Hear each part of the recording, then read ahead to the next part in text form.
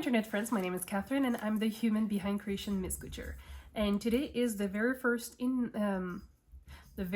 episode of the Great Interviews. So I am very excited to be interviewing Claire Jackson from Perfectly Knotted.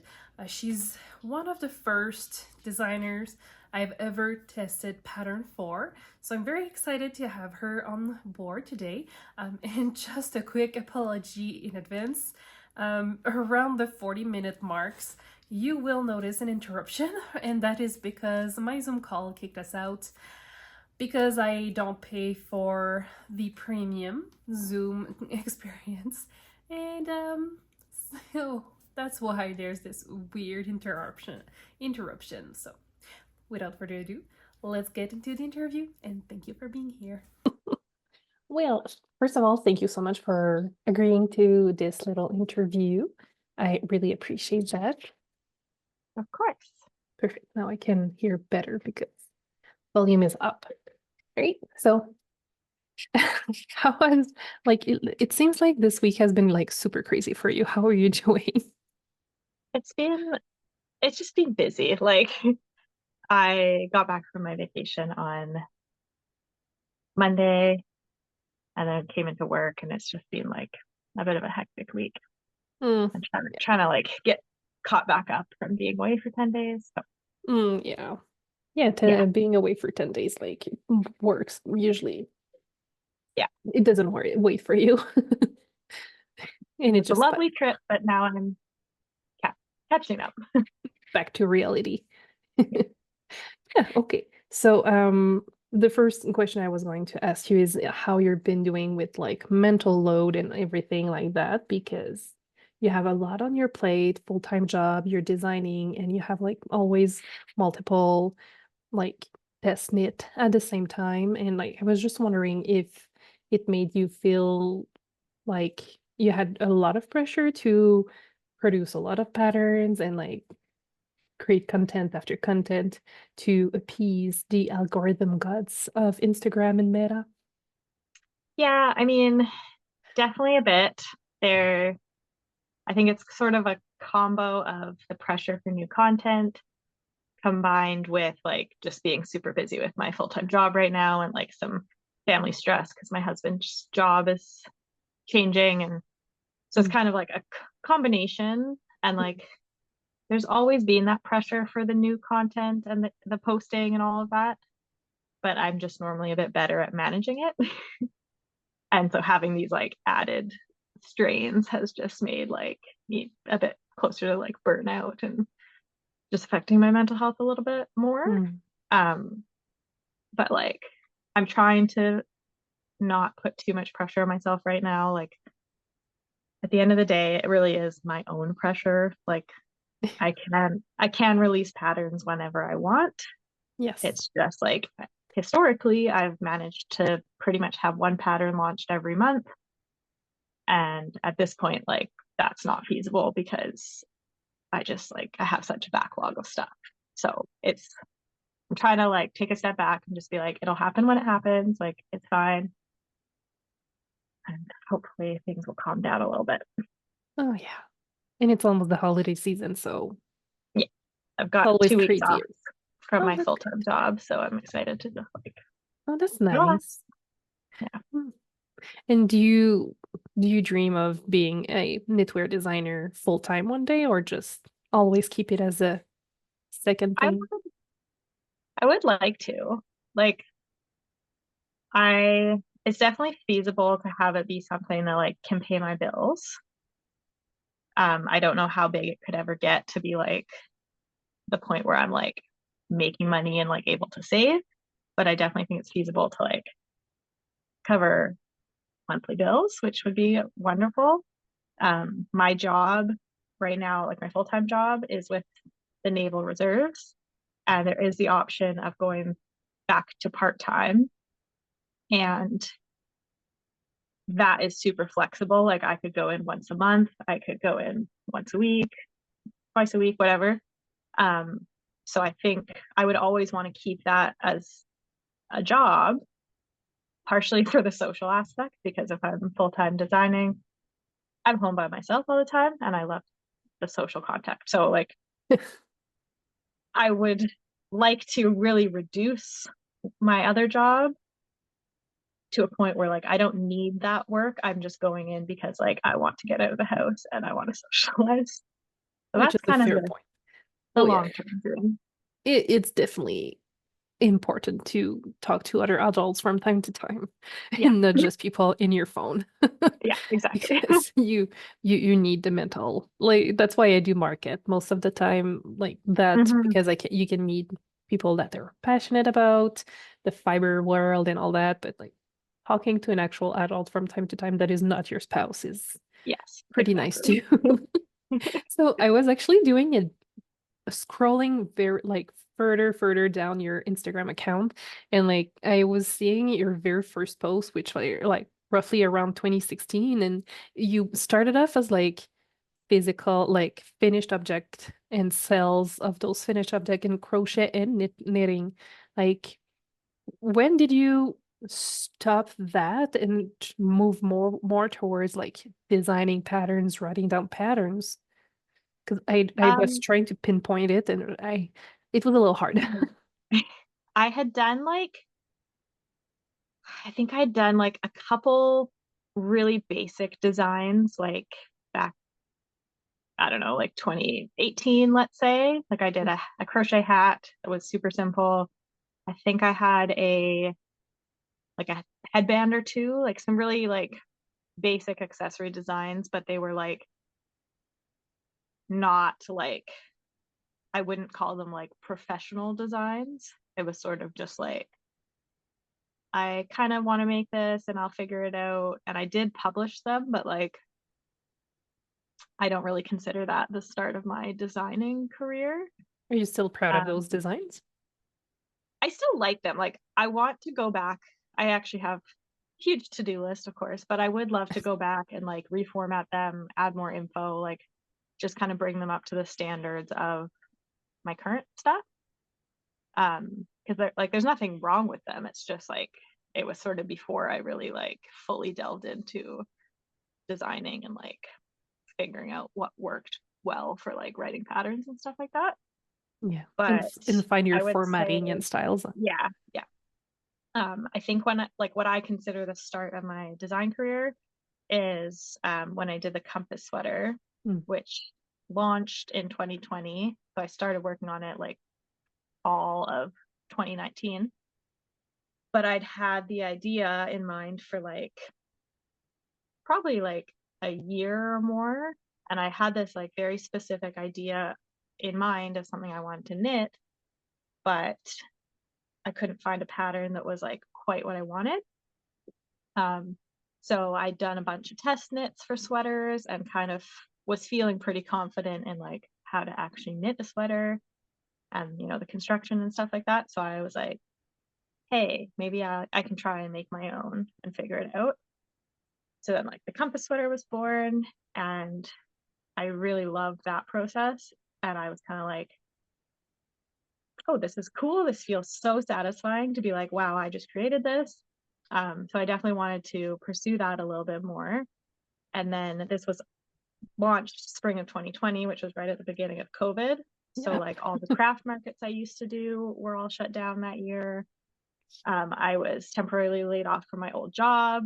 So like I had a Same. lot more time. So I was like, hey, why not just like dive into this designing thing and like see how it goes? And then I just kind of like totally veered to the design world. I still do like the pom-poms. Yeah, I know. I have a Um, few stuff of like yours. I still do a bit of the other stuff, but like very minor compared to like designing is for sure the main focus now, Hmm. which is nice because it's a way more like creatively fulfilling. Oh, that's good.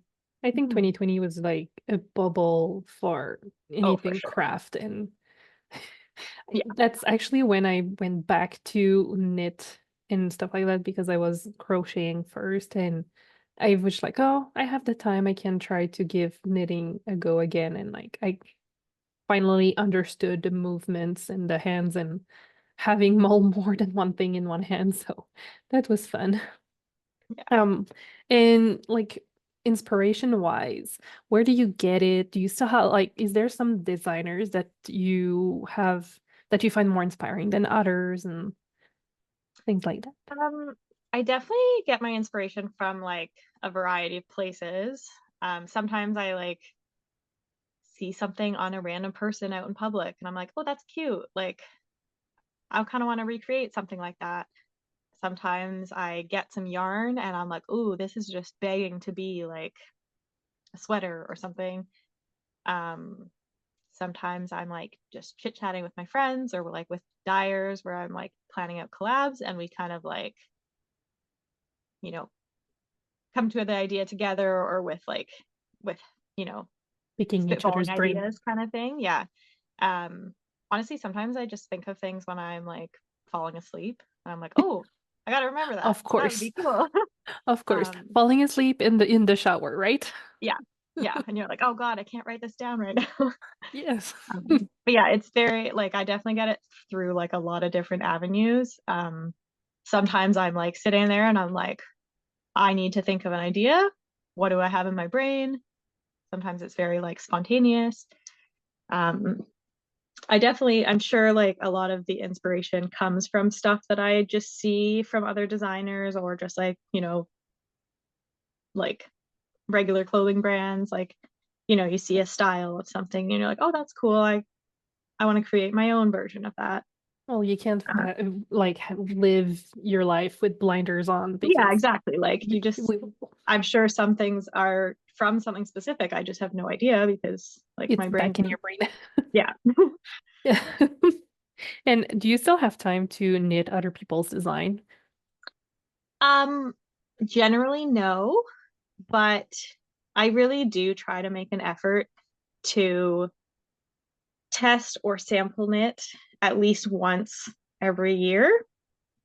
Sometimes it's more, but I try to at least do one because it usually is for my friends. Like I've test knit for like a couple of my designer friends and I have sample knit for a bunch of my dyer friends.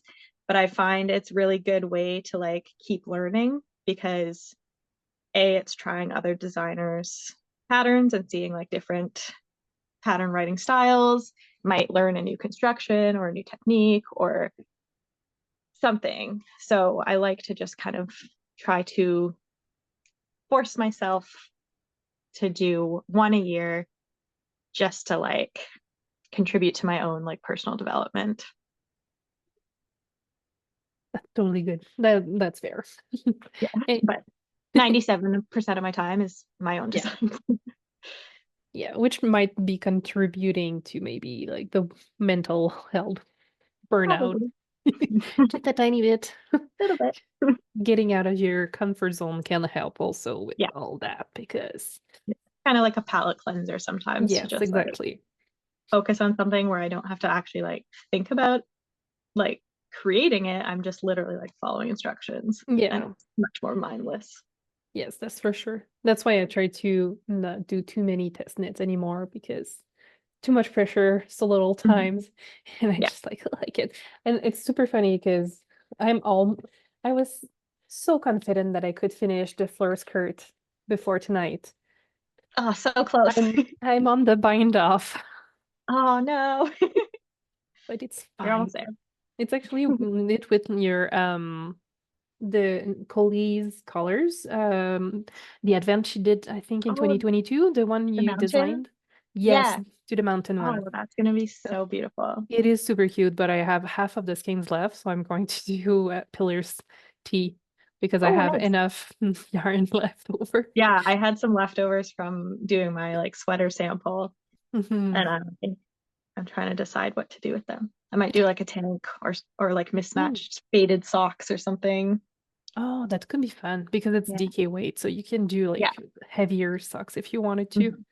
Mhm. What would you recommend aspiring designers to do before actually sitting down to write down a pattern and try to grade the pattern? I definitely would recommend like if you have an idea of like sort of the area you want to design in, like whether it's a sweater, socks, whatever. I think knitting a big variety of like other people's patterns is really useful because you'll get the feel for like different construction methods, pattern writing styles, formatting, and like see what you like and what you don't like.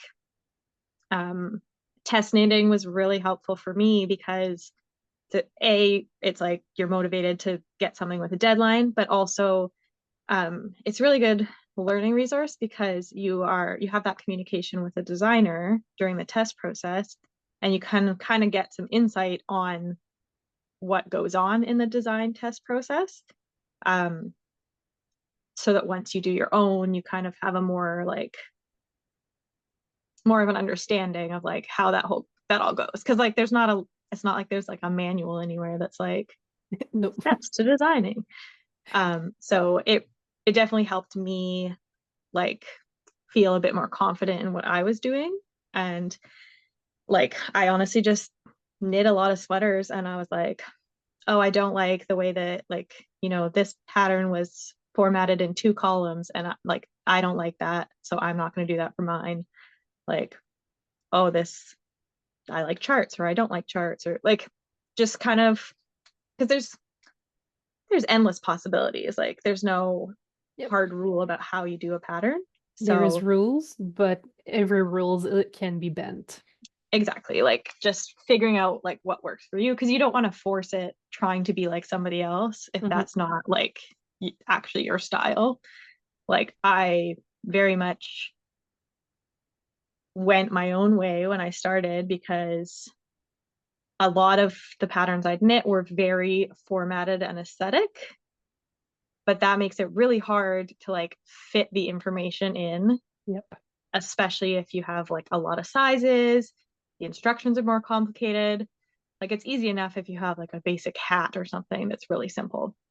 But I was like, there's no way that I can make this like work how I want it to work and try to fit it in this like pretty package. So I was basically like, I'm just gonna do like a basic like Google Doc. Obviously there's some formatting, but like Yes. I'm not trying to like use a theme template or like, do columns, or like I'm not trying to force it into a certain Yeah, thing. because I'm just you like, already have yeah, a like lot of pages. it's they're long patterns, and I think it just makes it so hard to try to like force it into a shape. So I'm like, I just type it out, let it flow, like try to make it so there's not like too much like blank space or too crowded, but like other than that, I feel like it's very like utilitarian Yes, pattern. I personally prefer that because I'm fairly certain I have some form of ADHD, and when there's too much like pretty, Mm-hmm. it's just like my Like, mind wander, and I'm just like, no. yeah, I just kind of, when I was knitting other people's, I'm like, these look great, but like this isn't necessary to actually follow the pattern, and I'd rather spend my energy like Hmm. making sure the content is good. Like it doesn't have to look pretty for Well, it you to be have a good nice pattern. photos, and that's all that matters. Yeah. Like you can So see the actual pattern, like the actual final result on your pattern anyways. So yeah, like the final piece yeah. should be the thing that is like Hmm. the pretty thing. Yes, But yeah. exactly. What kind of pattern do you prefer to design? Because you've done a lot of sweaters. Like I've mostly knit your sweaters. Now I'm doing your flirt skirt. But like, is there something you would like to try? Is there something you prefer, or just I definitely think I like sweaters the best. Like I find they are a lot more work, but they're so much more satisfying, I find, like the end result. Like, if I design a shawl and it's like one size, I still love the final piece, but like it's less of a like, oh wow, I did all that, when like it doesn't have all the grading and like the fit. Like I think actual knitting, no, I think actually knitting, I like sweaters too. I like the like sections, like Mhm. okay, I'm doing the yoke, and then I'm doing the sleeve, and then the other sleeve, and then the body. Um, like seeing it come together is really cool. And then also in terms of the actual pattern, like writing and everything, those are the most satisfying. Would you ever design a dress? I actually have something that's in progress that I started like 2 years ago for a sweater dress, Ooh, but nice. I was knitting it with Knit Picks yarn and I was using DK held with their mohair. Mm. And I didn't know when I started that I didn't like mohair. So I Oh, got like basically down to like my hips done. And I was like trying it on and I kept being like, this is like a little yeah. itchy. And then afterwards realized that like I'm too sensitive to wear mohair. So it's Hmm. kind of got put on a timeout and I'm torn on if I just finish it so I can do the pattern or if I like scrap it and redo it or just scrap it altogether. I don't really know. But Personally, if it's been 2 years, I would yeah, frog. I think I'm gonna frog it. I just am like torn on if I like redo it or just kind of go with something fresh. Yeah, I get it. We'll see. Once I have time, I'll figure that out. Oh yeah. I would be very curious to see it though. Yeah, I think it would be really cute. So I think eventually I would like to Well, maybe you should try get back with to it. oh maybe it would be too expensive because of the price of hand dyed, but I was going to say with the Suri DK of Mm, Coley that would be very nice. that would be cute. Softer and it's roughly similar gauge Yeah, because of the fluffy of the Suri and the DK. yeah. I was thinking there's one color I have a lot of on Truffula cashmere from Ooh. Treehouse. And I think it would be enough to do that held with, I could probably use that commercial Knit Picks DK and hold Mhm. it with the Truffula instead. So that's my like tentative plan whenever I get around to it. Yeah, that could be fun. Yeah. And which pattern of yours you're the proudest to have accomplished? I think probably the Market Henley. Hmm. There's so many that I really love, but that one was really out of my comfort zone because it was fingering weight and it was fully textured and it was a Henley, which I'd never knit. So it was sort of like every aspect of that was like something I didn't normally do. And the fact that like it all came together and like also was such a successful pattern release, Well, it's so that was unique and definitely it's my very like, beautiful. yeah, I think that's like my most proud. Yeah. Second one? I think I think this one. Like Yeah. this one, a Compass Crew, it's like the nostalgia of it being part of that like original Compass sweater line, which was like what got me going. Mm-hmm. But the crew style, I think is just like perfect for like a go-to like classic cozy sweater. It's like this specific one is like the one I always pull to wear. Well, And you also chose a really nice color to knit it yeah, with, so I I do think love it really helps. this year. Yeah, but I think that's probably my second proudest because I just love it so much. Well, if you're always wearing it, Yeah. I would say you're proud of it. Mhm. And which pattern you designed that you feel that you were going to make it as an indie not dyer, designer, sorry. Um, I think there's sort of like two aspects of this.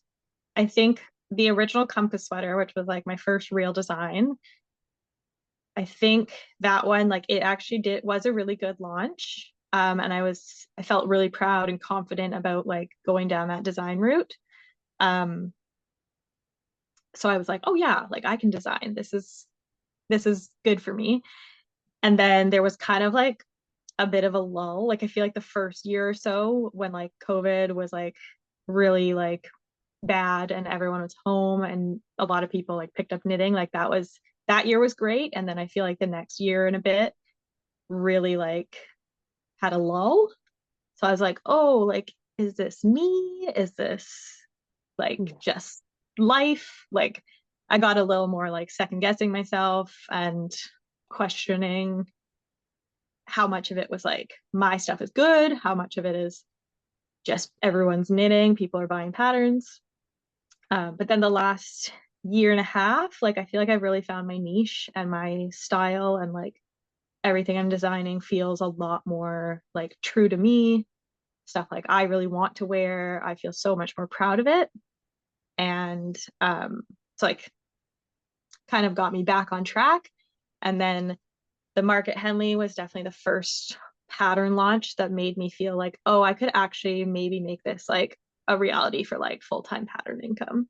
Because prior to that, it was like, this is definitely like a reasonable side hustle, but like I didn't know if it could ever be like bill paying income kind of thing.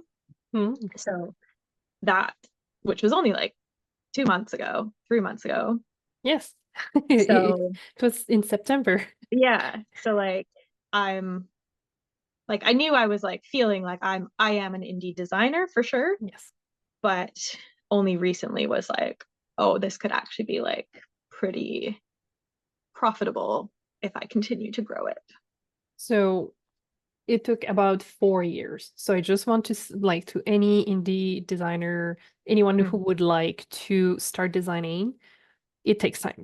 Yeah, Unless for sure. on like unless you have already have a full cult following, it Yeah, takes time. yeah. Like it was slow growth for like followers and Oh growing yeah. my like Instagram and everything, which is pretty standard unless you happen to get like a viral reel or whatever. And do you really want to Um, go viral?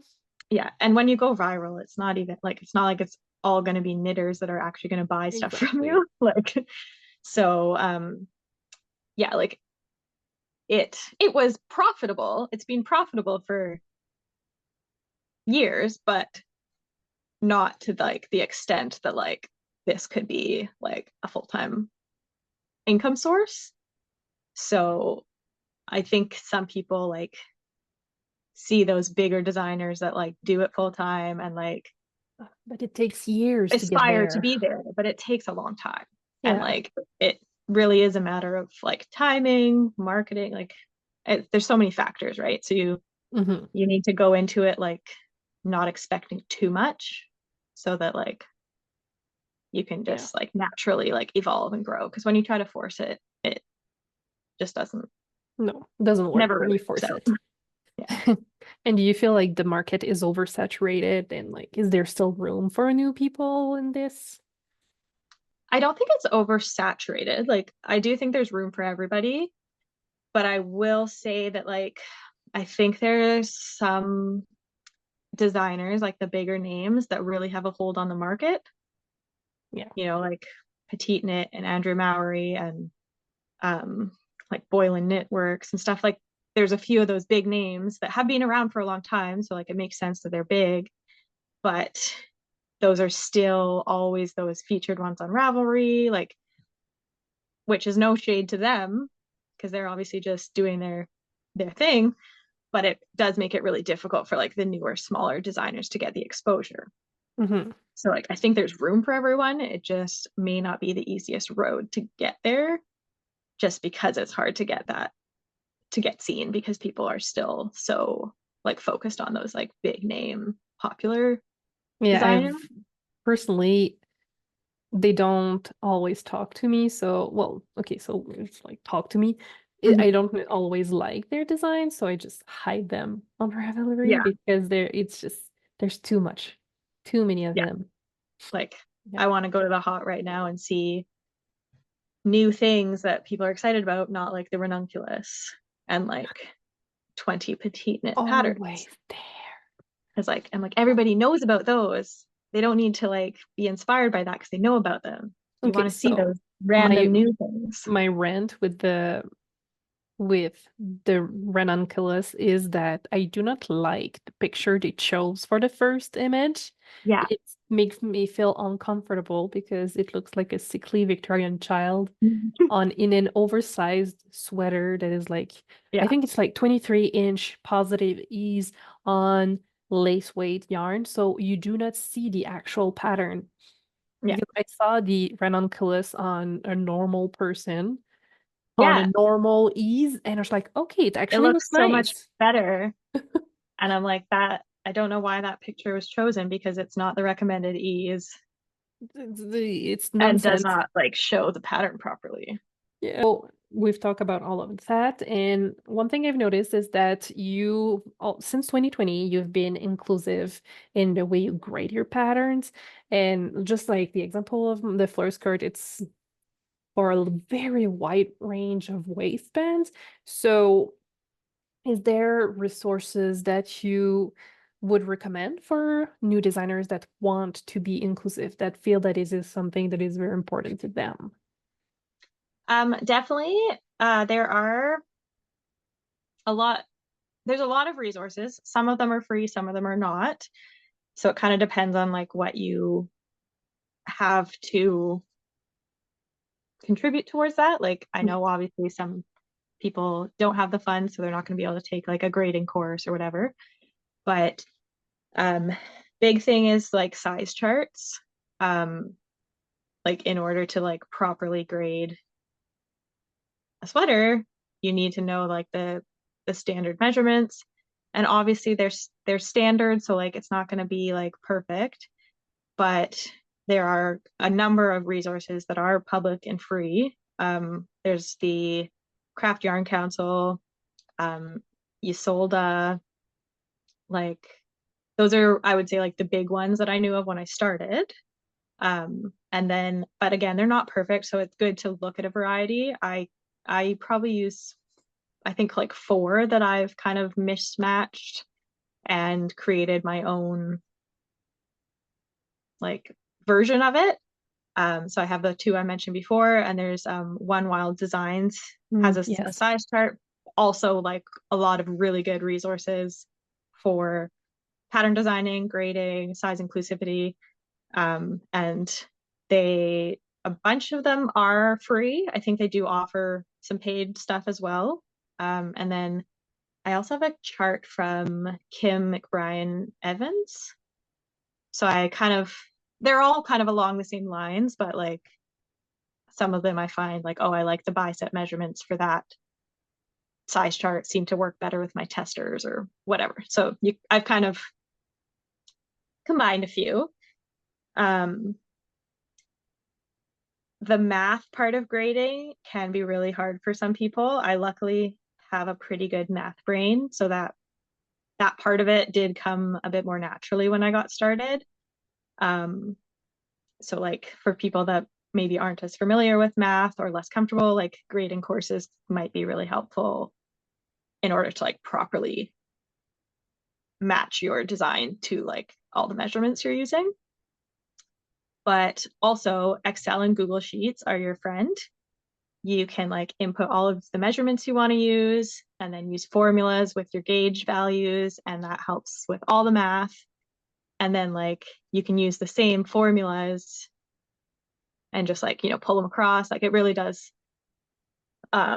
simplify the grading process, in my opinion.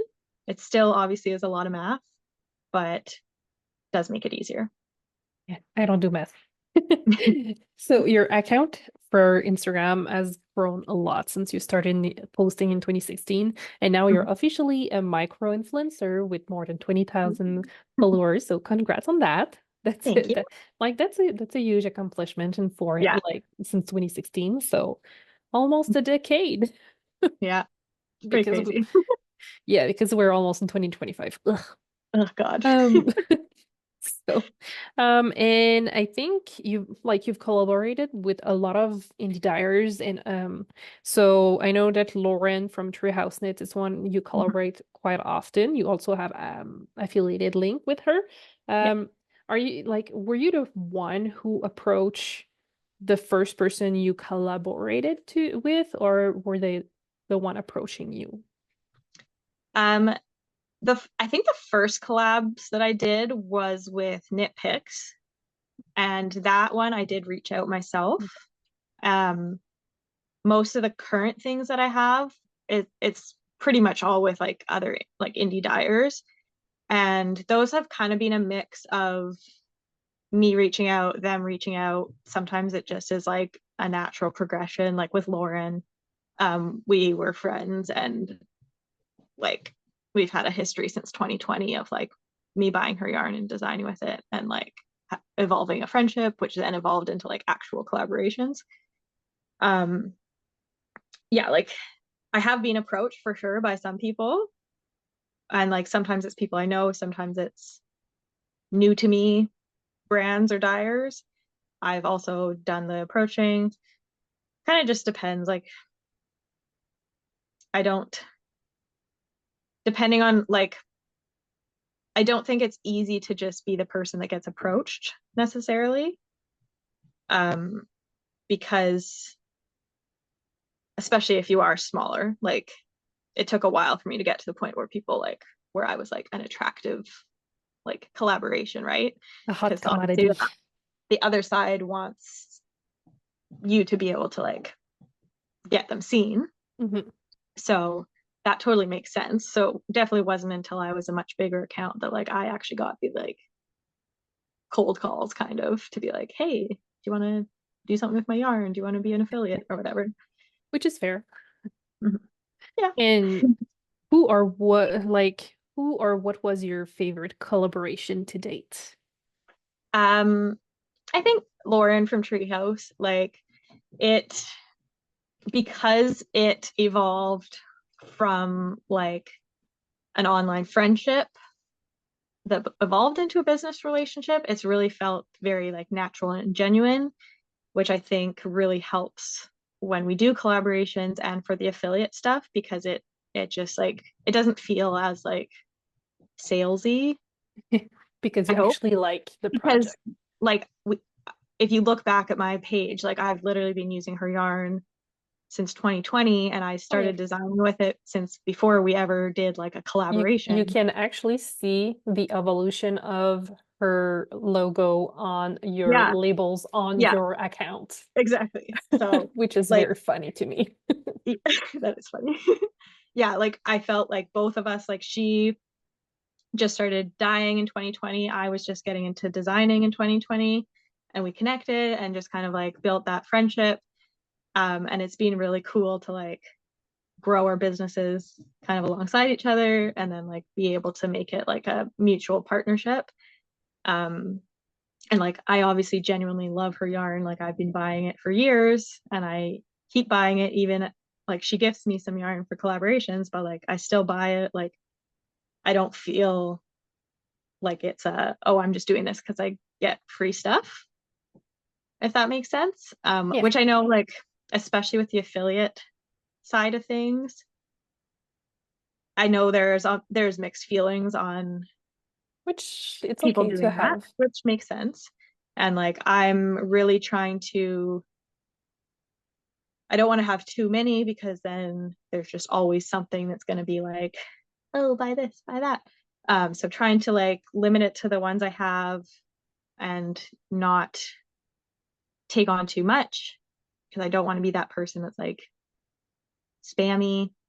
And I have had some collaborations that have been negative, mostly just due to like poor communication and Mm. like not feeling like super valued.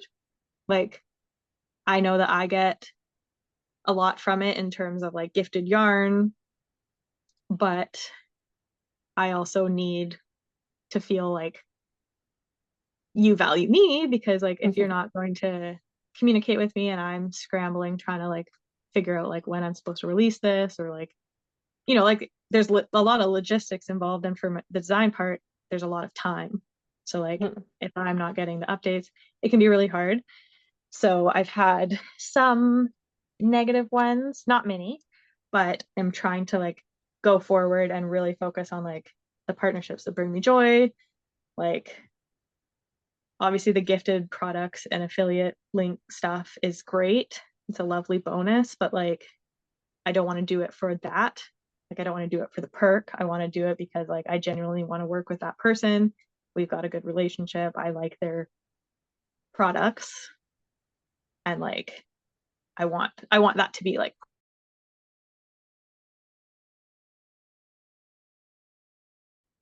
Sorry about that. I only have the 40 No worries. minutes Zoom Oh, thing because I don't want to pay like $20 per month to get the upgrade where I can have like more time and stuff. Sorry about that's that. I don't do enough Zoom to fair. justify that. So you were No saying worries. you had a few bad experience with collaboration, which it's unfortunate, but it happens. Mhm. And it was due to poor communication. So what could someone who's starting or smaller could do to make sure that they have a good experience with reaching out, or like, do you have tips and tricks to approach people to do collaboration? So I think it depends um whether or not, like, my approach would depend whether or not you have a relationship with this person or the brand.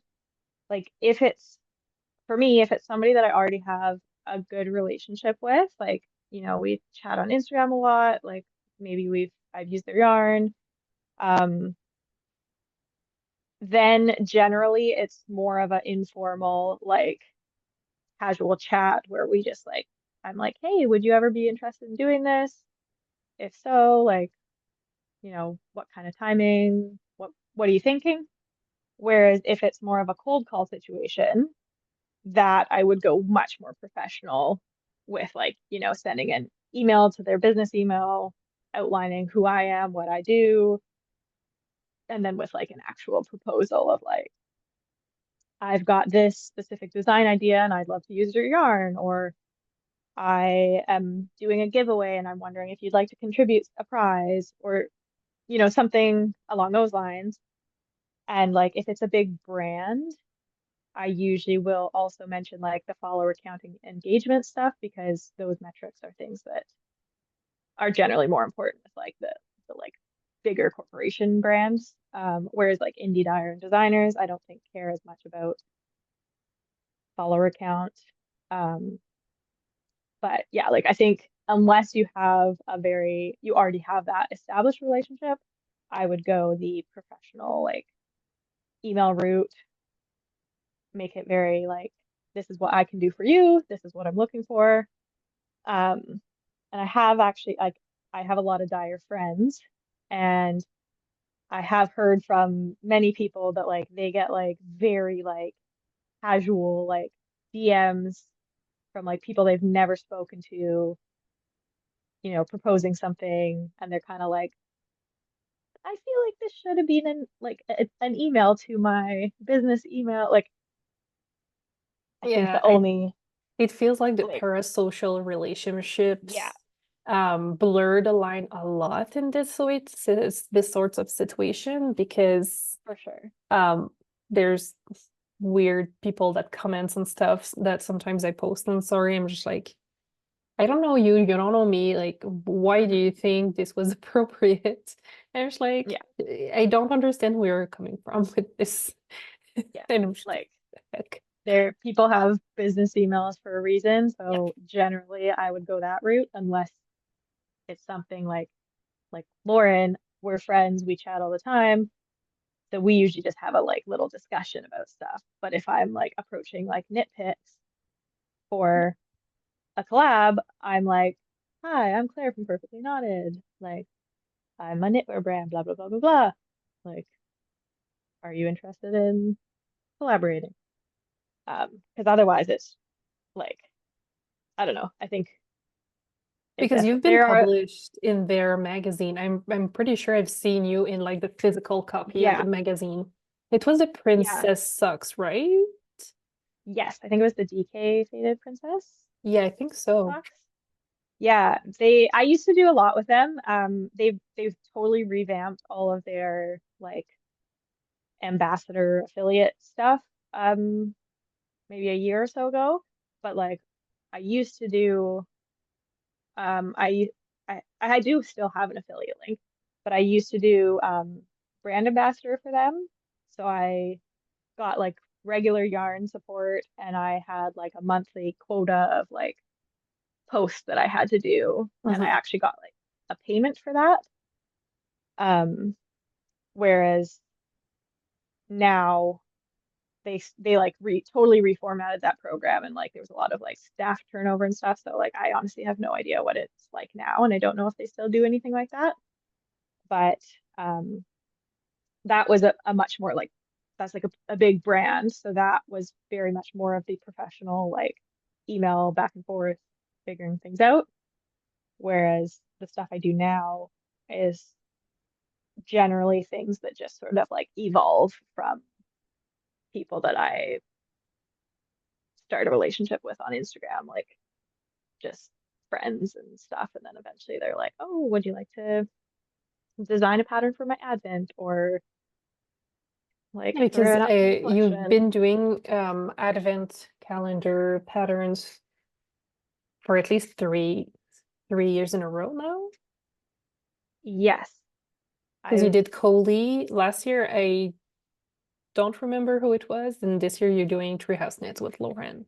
yeah, I did, I did Coley 2 years because it was very spontaneous because she decided to do that Barbie Yeah. Oh advent yes, yes, yes. I remember the Barbie shawl, fairly and last, that sucks. yeah, yeah. So that was kind of last minute, but I think I didn't have too much commitment, so I was like, yeah, sure, I can whip something up for that. And then I've done a couple.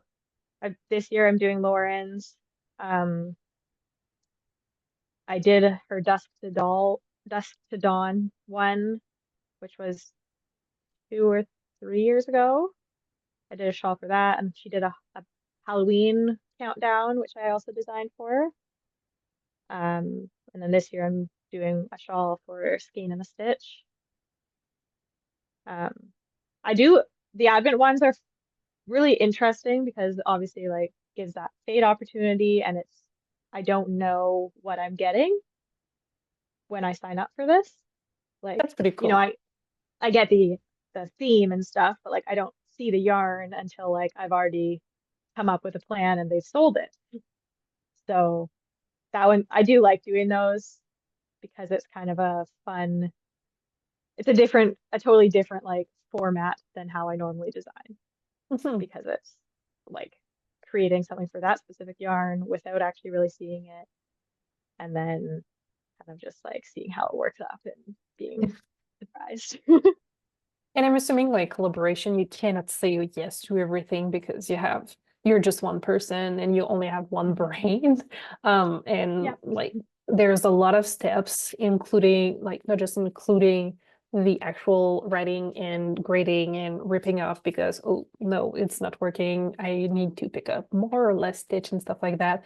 And then you have to Hmm. test this because you have this need to Yeah. make sure that it actually works not just on paper, but on the body and in the different type of person's brain as well. So Yeah. how how long in advance someone should try to reach out to you so they can have like something with you?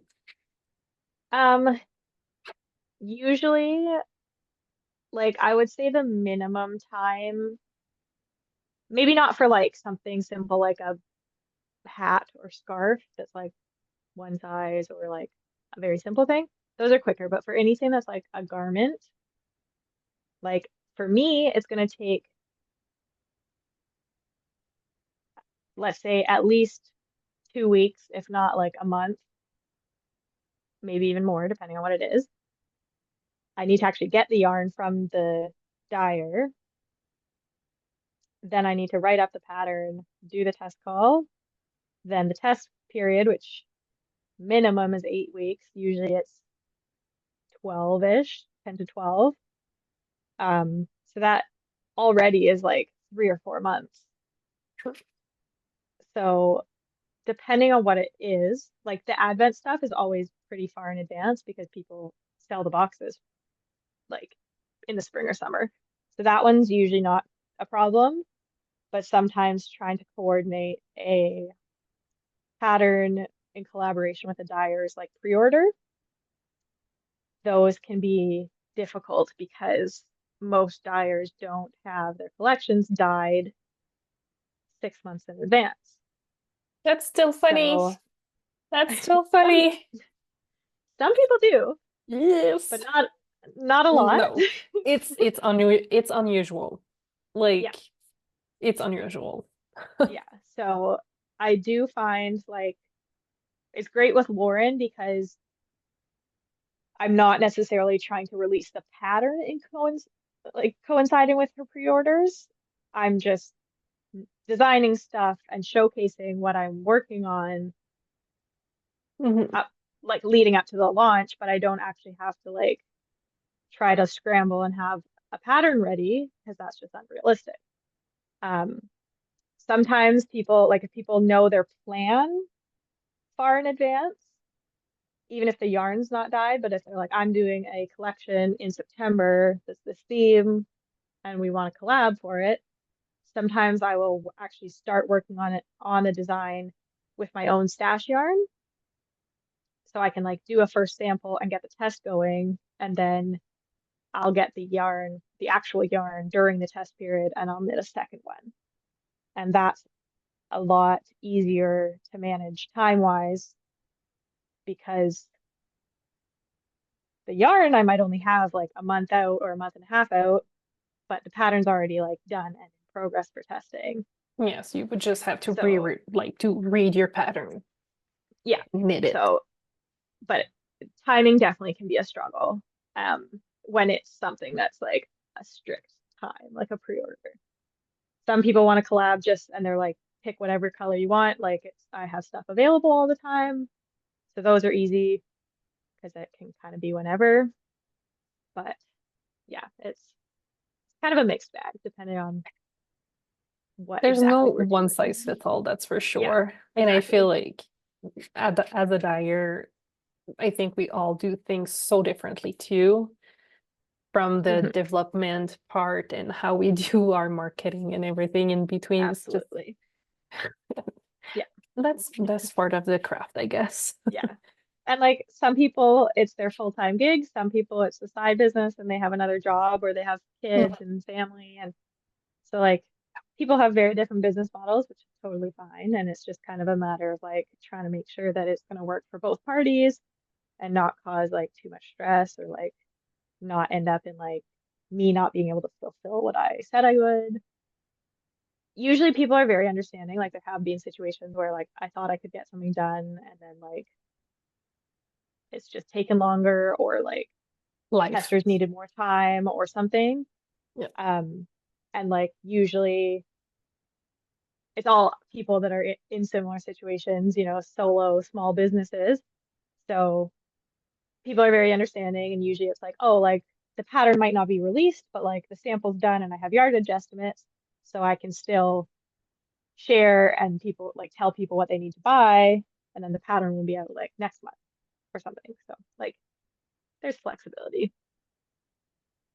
Which is also why it's nice to be able to work with small businesses because Yeah, usually we're human and it's not a big corporation that we've got like CEO and like chairmans and all that stuff to please. So it's just a yeah, little just easier. just us. Yay. Yeah.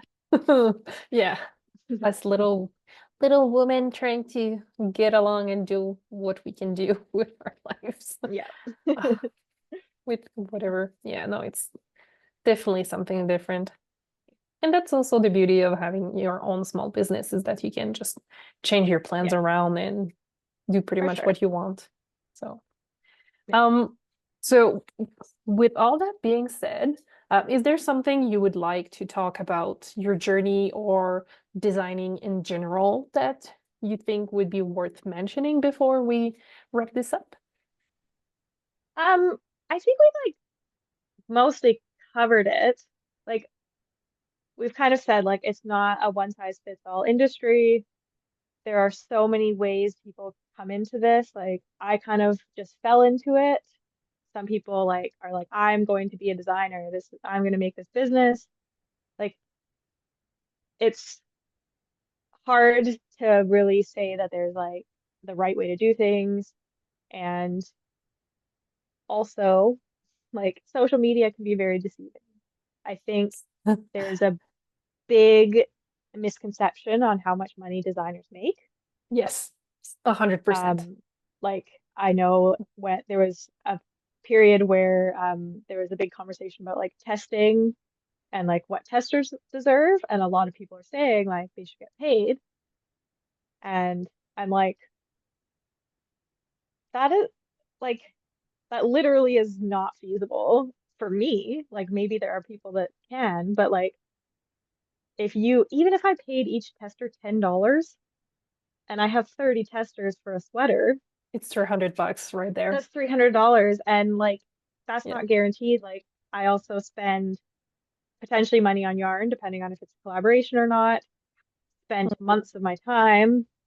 I get a tech editor, which is usually like for a garment, probably like 80 to $100.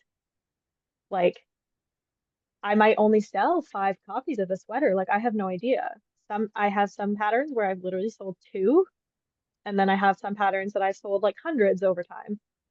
Like, Yeah, and you usually also do like the 1 day a year where you have free pattern for a full day. So like yeah.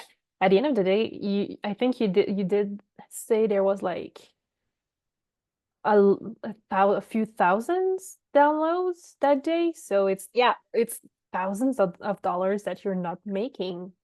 Hmm. Like, yes, your Yeah. pattern is out and it's a marketing tool and all of that, but at the end of the day, it's money Yeah. not in your pocket. Yeah. Like I think definitely there's some people that think that like it is great because once it's out, it is like passive income You still in the need to sense that promote it because people like forget. yeah, like I'm not actively working to make it every time someone buys it, but like the the income for it is spread over such a period of time. Mhm. So like it's passive, but it's not really. But I think because it's that like passive type income, I think a lot of people think that like designers make big bucks, and there definitely are some that do, but like Yeah. I would say the majority are not making the type of money where like they can pay testers or pay for yarn for testers to use and like um Yeah. I think the you know most I've seen like yarn support wise is Amy Shear because she now has an online store where she yeah. also sell yarns that it's not yarns that she dyes or stuff like that, but it's still very Mhm. nice yarn. And I know Yeah. she offers 20% off of her yarn in stock. Yeah. So Yeah. And I like that's the for most I've seen. for her, I'm assuming she's gotten all of that at wholesale prices. So it like Yes. makes it, like it's a reasonable thing for her to do. Whereas like most people are Yeah, but just she's like, still probably not going to make that much because even if she's paid no, wholesale, she no, might get a few dollars, yeah, I'm sure she basically is just like evening selling out. it for like the cost that she bought Yeah. it. Which is wonderful that she can provide that option. But Hmm. like again, that's a very unique case. And like, yeah, I think there's, with all the like the pattern pricing, like I know there are a lot of people that are really supportive and are like, yes, pay what you're worth, Yes. like super supportive. It's a lot of work, but they're because historically patterns, knit and crochet patterns have been quite cheap. And for whatever reason, there's like, sewing patterns are so expensive, but knit and crochet, it's like, oh, it's more than $5. That's And ridiculous. like, can I just sewing patterns? Some of them you only have like you have two actually patterns for different sizes. So like for the first pattern, you have your straight size, and then you Hmm. have an extra pattern, another pattern Yeah. that you have to purchase for the larger sizes. So like it's Hmm. not even one pattern where you have everything in Yeah. one document. So it's Yeah. just it annoys It's me because you cannot compare apple to oranges too. yeah, exactly. Um, yeah, so that has been like a little struggle for me because I do put a lot of work into my patterns, but because the norm is these lower prices, like I for a long time, all of my patterns have been under $10. Like my sweaters were like 9.75, and this is Canadian. Yes, I So know. like for the Uh, US, it's I think six it's dollars or whatever. it's 6.50. yeah, which is very reasonable for like a sweater with 12 sizes. Mm-hmm. Um, and I have struggled of like, am I going to increase? I don't know. And then finally, like I think it was in May, I posted a lot on my stories to kind of gauge what all my Mm. followers were thinking, and like most people seemed pretty supportive. So I was like, screw it, I'm just gonna do it. And then offering those pay what you can discounts so that like it still can be a bit more financially accessible for people that can't spend $15. But there are a lot of people that are happy to pay the full price, which is wonderful because I think we all need to kind of like push in that direction. Like obviously I get that like people don't want to spend more money, but like as an industry, if we're continuing to undervalue and think Yeah. that $5 patterns are worth people's months of effort, that really sucks. Yes. So Agree. I think I'm hoping that like more people continue to up their prices and make make the industry norm a little bit more what we're worth. Mm-hmm. Yeah. And conversion rate also makes it a little hard sometimes because there's some patterns that I find are very beautiful, but they're in US dollar. And when Mhm. it's $12 US with the conversion Yeah, rate, it's almost $19 Canadian. And I'm just like, yeah, I will go through my library and maybe try to encourage a Canadian because oof, yeah. I that's rough. sometimes literally like market myself. I'm like, US, like my stuff is so cheap because like You it's know, $15 I for do the us, same but it's thing. 10 I for do the you. same thing. Because Yeah, my yarn like in Canadian one skein is 31 but okay, so funny thing, so I have that's so regulars cheap. that purchase my sock sets for my monthly club, and so my sock sets in Canadian I think they're $38 and in US they're paying like 23, and I'm just like okay, good Like, for you. I'm happy for you. yeah, It's just I wow. most hand-dyed yarn that I get from the States ends up being like 40 something per Yes, skein 42. once it's converted. Yep. Yeah. So like that's crazy Yep. cheap for them. Like if they, well, even for us, I'm like $38 for a sock set, and normally I'd pay like 60. Like, Yeah, I know, right? yeah, yeah, So yeah, that's why I'm trying to be like, hey, US, yeah. I'm Like, Canadian. Like, yes, I know shipping might be yeah, more expensive, but conversion wise, you're paying the price of the yeah, sock set in Canadian dollars to get it shipped to your doors. It's always like, yeah, oh, exactly. what the fuck? Yeah, So I never feel bad for the price I have because I know that most of my market is in the state. I was like, yeah. oh, okay, that's life. So, Yep. so at the time that I will have this episode out, it will probably or be around mid-December, close to the end of the month of December. Mhm. So, first of all, I will wish you happy holidays, whichever holidays you're celebrating. And what can I wish you for 2025? Happy holidays to you too. Um, Honestly, my wish for 2025 is to have more time. Um, I think I mentioned it earlier. Um, like ideally, I would like to cut down on my other job so that I can focus on the business a little bit more and kind of get caught up and back on track. And the tough thing is like I want to grow my income with business, but if I don't have the time, I can't publish stuff. Catch 22. So like I kind of have to just be like, I'm doing it. I'm gonna cut down on my hours on my other job and like see what happens. So I'm hoping in like maybe this spring, once my husband's job situation has settled out a bit better, I'm hoping that I'll be in a place where I can cut back down to part-time and really like focus on making like 2025 like a good year of growth. Um, so fingers crossed. Well, I will wish you growth for 2025. I will wish you more time, and I will wish you, like, honestly, all the best because you're a genuine person, and I honestly want all my Canadians to like succeed as much as they can because we've got it rough over here with the We gotta inflation. support the Canadians. Yes, we can do this. So. So, Yeah. once again, I just want to say a huge thank you for saying yes to this. This is the first interview I'm doing. So I really appreciate you taking the time to do this with me and for my 64 subscribers on YouTube. But it's growing every week, so Yes. maybe No. maybe it will be a little bit more. But Yes. I will also send you the link when it's live, so that way you can Perfect. see it, and I'll try to to do a little editing where the Zoom cut us off. We shall Yeah. see how that one goes.